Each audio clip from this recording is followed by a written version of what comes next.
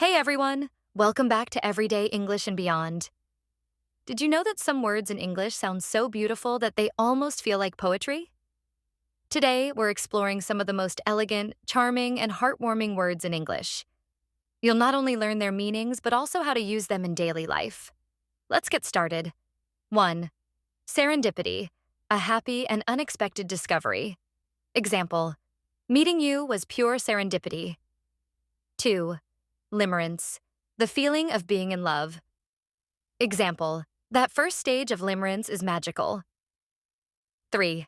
Mellifluous, a sound that is smooth and musical. Example, her mellifluous voice was soothing. 4. Ephemeral, lasting a very short time. Example, sunsets are ephemeral but beautiful. 5.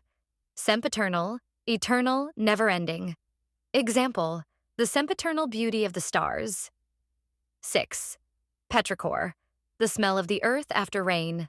Example, I love the petrichor after a summer storm. 7. Aurora, the magical northern lights.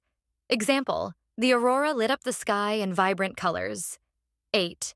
Solitude, peaceful and happy loneliness. Example, she enjoyed the solitude of the mountains. 9. Euphoria, a feeling of intense happiness.